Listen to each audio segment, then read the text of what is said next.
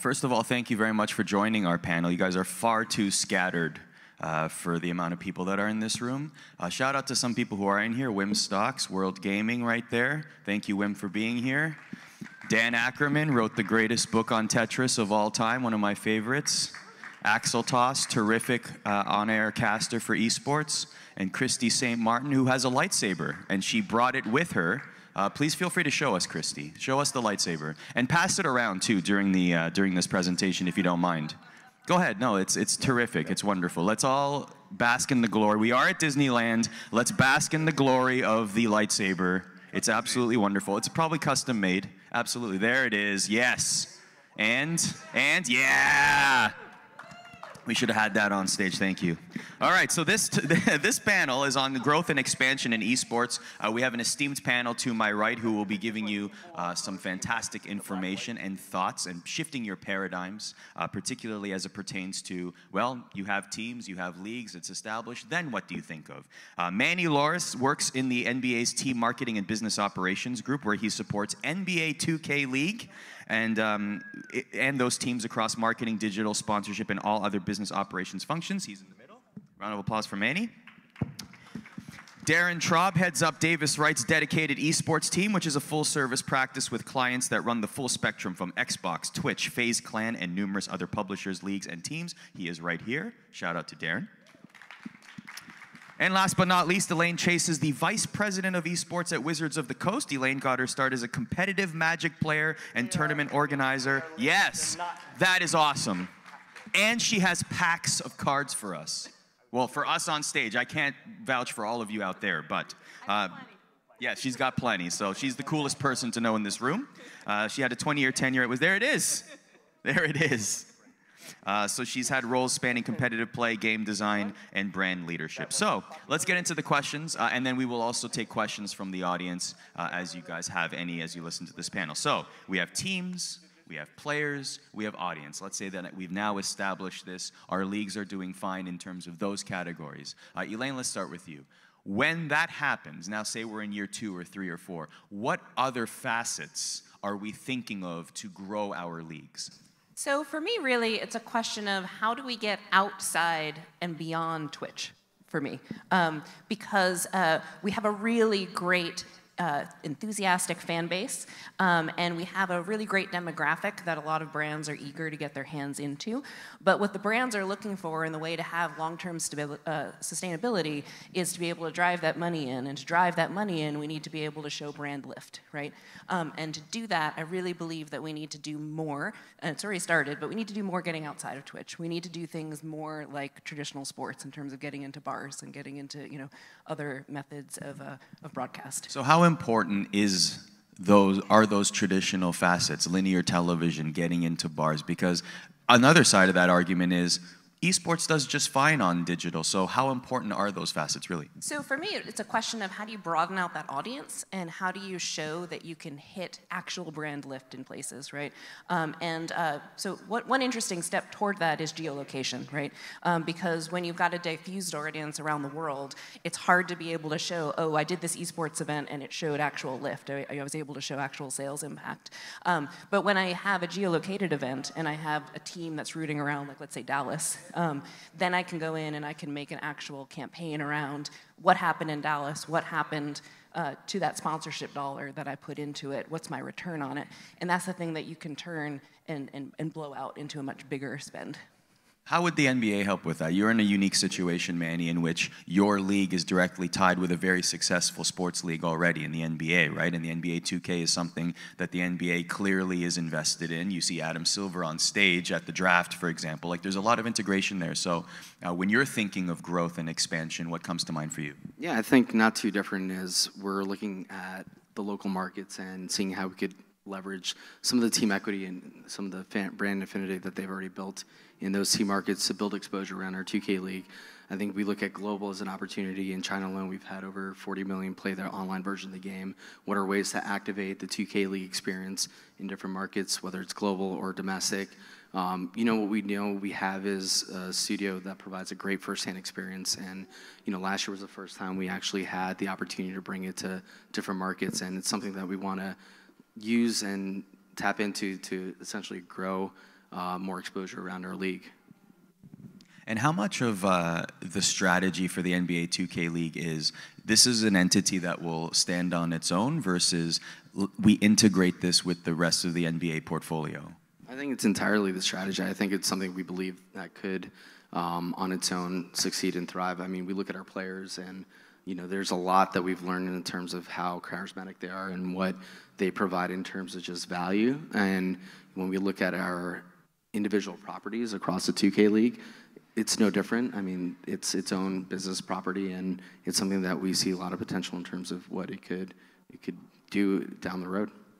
Darren, let's talk about, you deal with a lot of teams, you deal with a lot of players as well. What are some of the trends that you are noticing in terms of what they're thinking about right now to grow in the next 5 years? Yeah, I think especially at the team level, they're trying to figure out a way that they can kind of capitalize on their new sort of found fame within the industry. So you look at Apex, for example, which is now, it was a team-driven marketing effort. So it was this brand new game that came out. Rather than form a league immediately with it or try to do marketing, they did something smart. They went right to the teams. They said, here you go, here's our game. Can you guys sort of publish it and play it and bring immediate notoriety to it? And it worked, right? So these teams all of a sudden were getting their athletes to stream it. They were going behind it.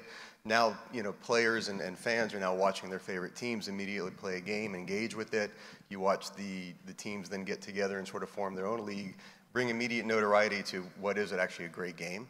And I think teams are now going to capitalize on the fact that they may not be as league-driven or as league-owned as they kind of think they are. They're going to, I think, at some point end up being kind of a league unto themselves.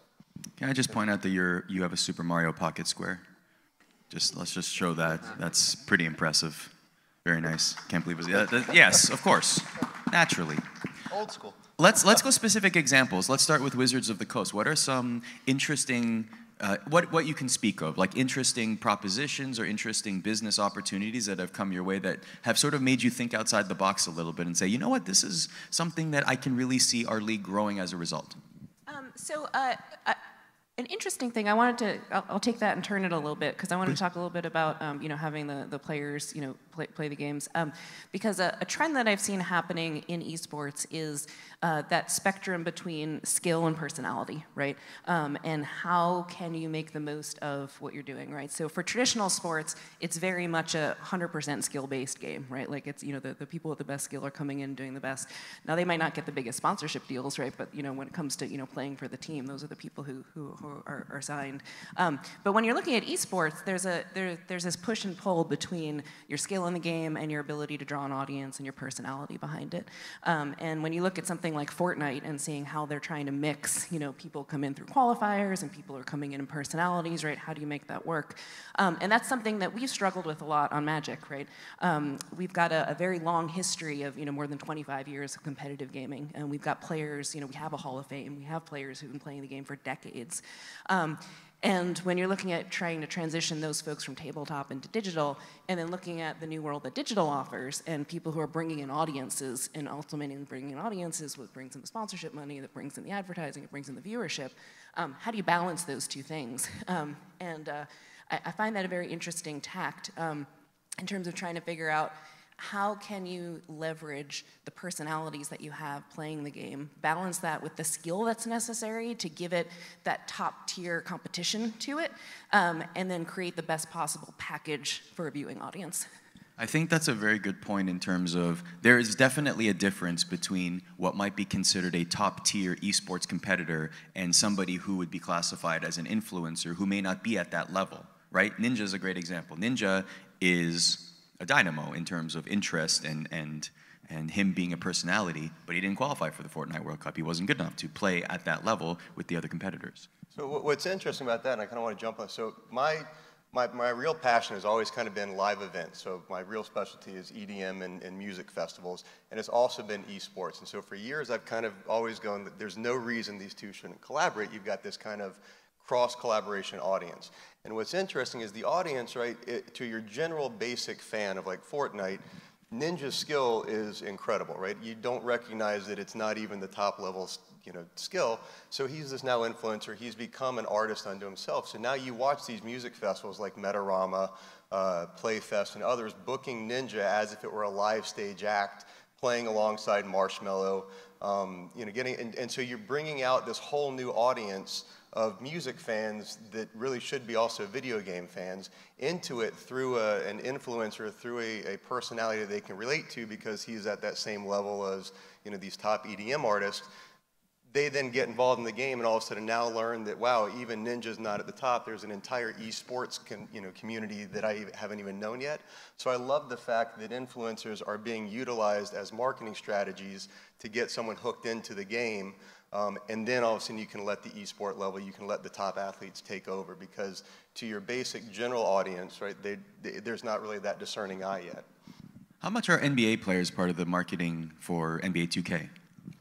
I think a lot of it has been organic. If we look at our player base, they play NBA 2K, but as a league for the 2K League, we're focused on building our NBA 2K League players and their brand and identity, so a lot of it really is derived from their influence.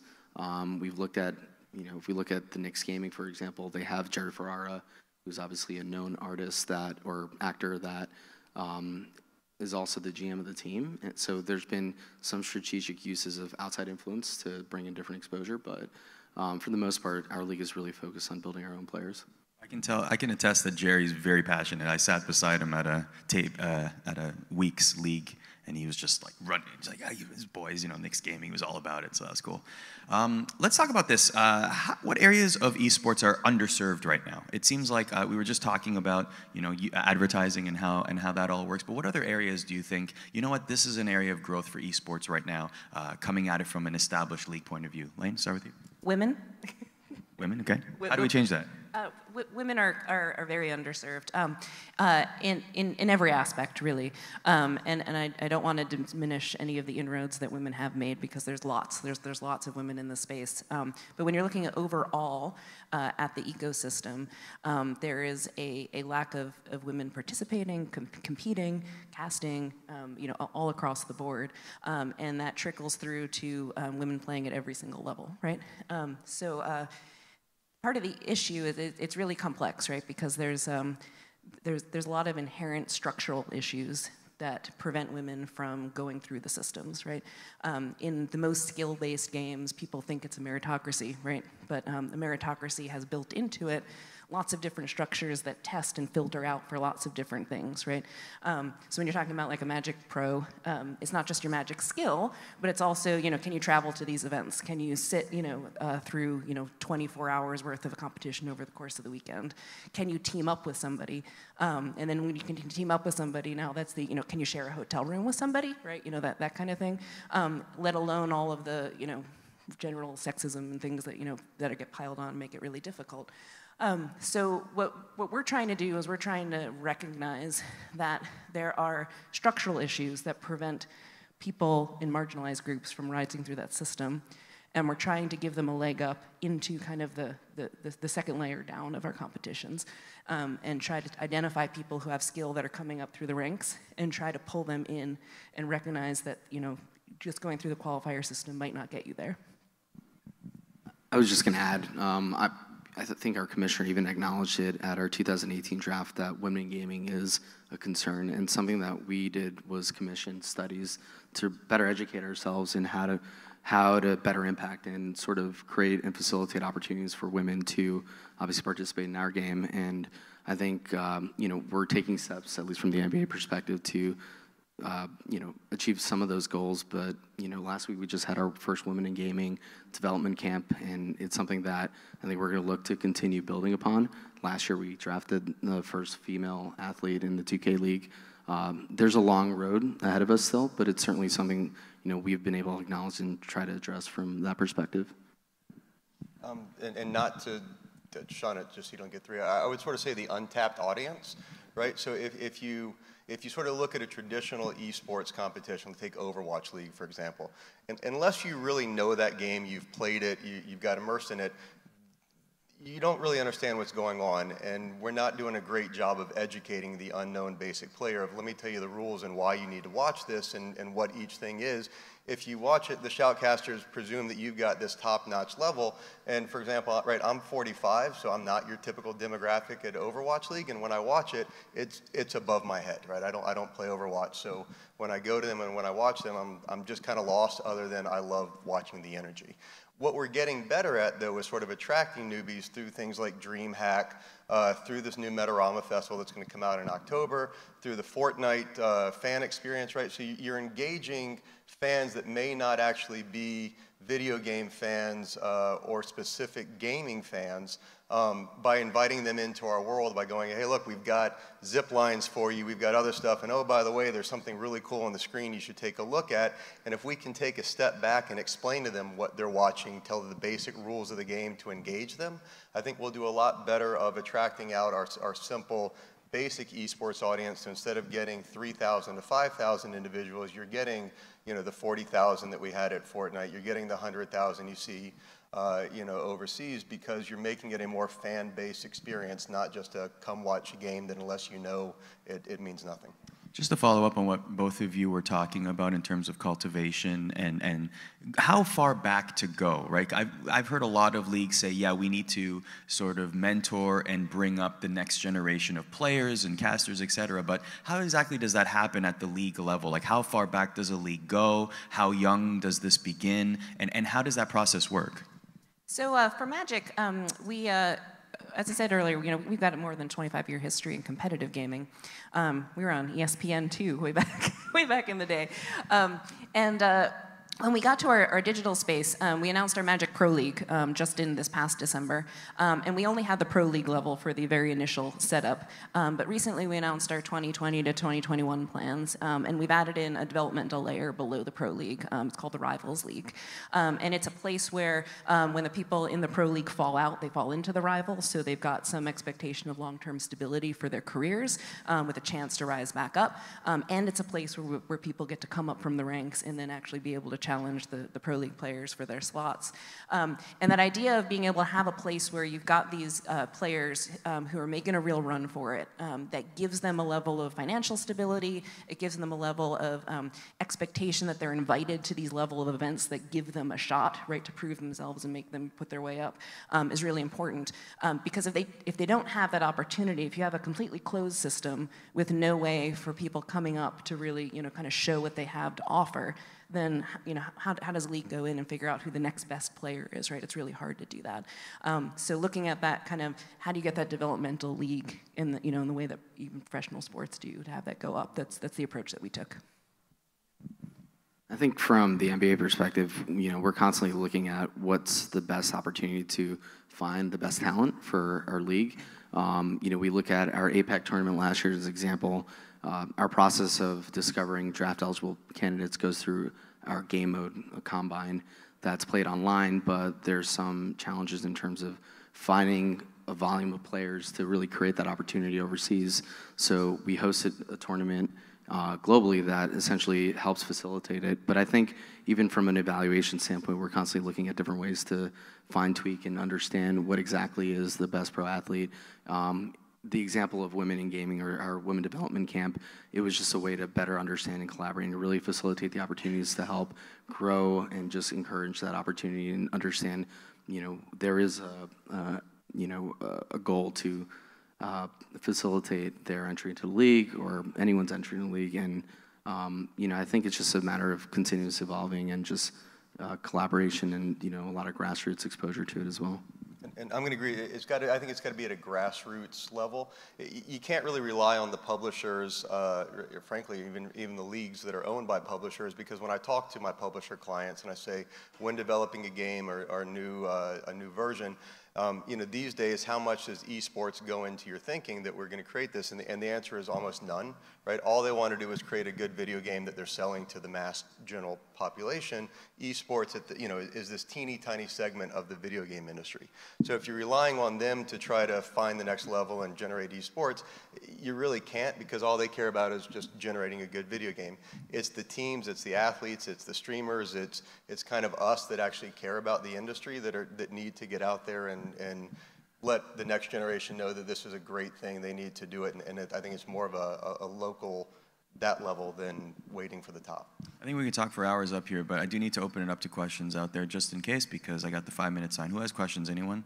Does anyone have any questions out there? Hey, it's Rick. Nice to meet you guys. My question for you is, what do you think esports has going for it outside of the main kind of industry standpoint of things? Just because when I talk to parents, I work in education, specifically connecting esports and education together. For them, in their minds, they look at esports as the pinnacle and kind of the face of the video game industry. So I feel like esports has a bit of a kind of like a responsibility on the social side of things to really try to, you know, kind of be aware of its impact, and then also from the developers and the esports community as well.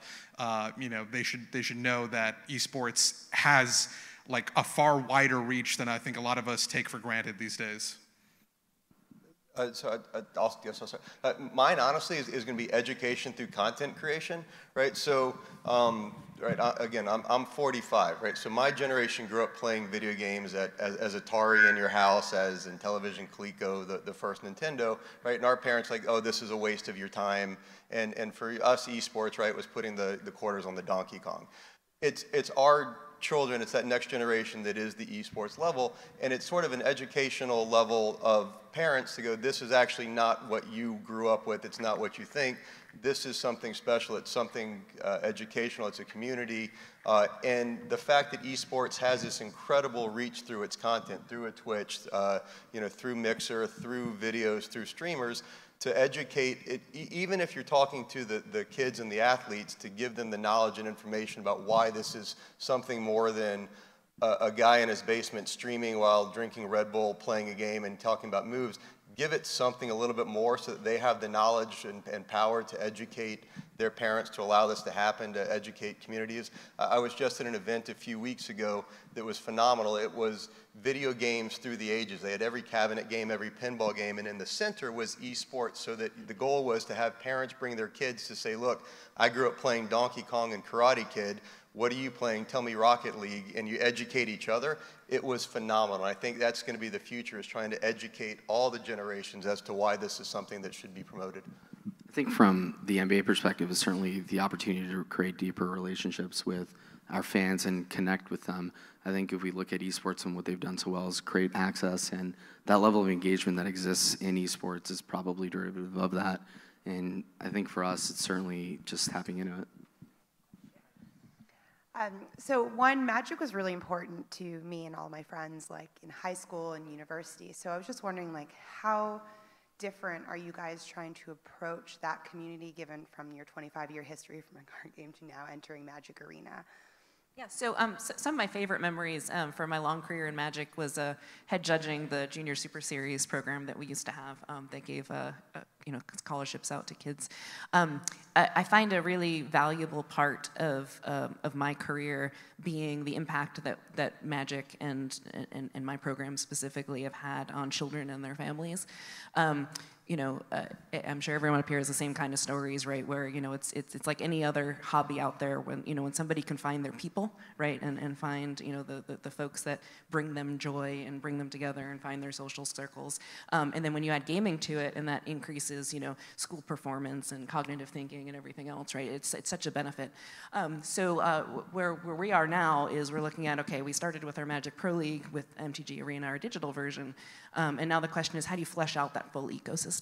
And certainly working on collegiate programs is one of the next steps that's in there. And to riff off a little bit of the previous question, kind of that what is our responsibility and what can we put out there?